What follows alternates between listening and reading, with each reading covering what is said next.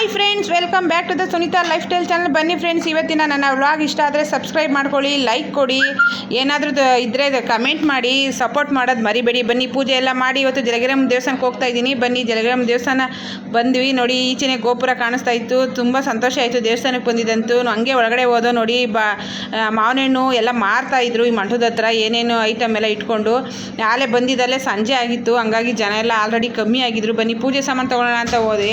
ಬಾಳೆಹಣ್ಣು ಇರಲಿಲ್ಲ, ಹಂಗಾಗಿ ಒಂದೇ ಒಂದು ಚುಪ್ಪಿತ್ತು. ಬಾರವ ಬಾಳೆಹಣ್ಣು ಇದರಲ್ಲೇ ಗೊನೆಯಲ್ಲೇ ಕುಯ್ ಕೊಡ್ತೀನಿ ಅಂತ ಬಾಳೆಹಣ್ಣು ಕುಯ್ ಕೊಟ್ಟರು ಅಣ್ಣವರು. ಹಂಗೇನೆ ಒಳಗಡೆ ಹೋಗೋಣ ಅಂತ ಹೋಯ್ತಾ ಇದ್ದೋ. ಕಾಯಿ ನೀವೇ ಹೊಡ್ಕೊಂಬರ್ಬೇಕು ಅಂತಂದರು. ಕಾಯಿ ಹೊಡ್ಕೊಂಡು ಸೀದಾ ಹಂಗೆ ಒಳಗಡೆ ಹೋಗೋಣ ಅಂತ ಹೊರಟ್ವಾ. ಬಲಗಡೆ ಸೈಡು ಲಡ್ಡು ಮತ್ತು ಮಿಠಾಯಿ ಮಾರ್ತಾಯಿದ್ದು, ಅದನ್ನು ನೋಡಿಕೊಂಡು ನೋಡಿ ಅಮ್ಮನವ್ರಿಗೆ ನಿಂಬೆಹಣ್ಣಿನ ದೀಪ ಮತ್ತು ಕರ್ಪೂರ ಬೆಲ್ಲದ ದೀಪ ಹಚ್ಚಿದ್ರು. ತುಂಬ ಚೆನ್ನಾಗಿ ಕಾಣಿಸ್ತಾಯಿದ್ರು ಅಮ್ಮನವರು. ಸೀದಾ ಹಂಗೆ ತಾಯಿಗೆ ಒಂದು ನಮಸ್ಕಾರ ಮಾಡ್ಕೊಂಡು ಸೀದಾ ಹಂಗೆ ಒಳಗಡೆ ಹೋಗೋಣ ಅಂತ ಹೋಯ್ತಾ ಇದ್ದೆ. ನೋಡಿ, ಜನ ಆಲ್ರೆಡಿ ಸಂಜೆ ಆಗಿರೋದ್ರಿಂದ ಕಮ್ಮಿ ಆಗಿದ್ದರು. ಸೀದಾ ಹಂಗೆ ಹೋಗಿ ಐನೂರನ್ನ ಕೇಳಿದೆ, ಇಲ್ಲೇ ಒಂದು ರೌಂಡ್ ಹಾಕ್ಬೋದಾ ಸ್ವಾಮಿ ಅಂತ. ಆಯಿತು ಹಾಕಿ, ಅದಕ್ಕೇನಿಲ್ಲ ಅಂದರು.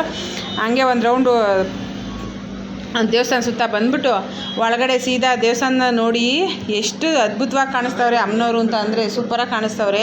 ನೋಡಿ, ನೀವು ನಿಮ್ಮ ಇಷ್ಟ ಎಲ್ಲ ಕೇಳ್ಕೊಳ್ಳಿ ನನ್ನ ಜಲಗಿರಮ್ಮನ.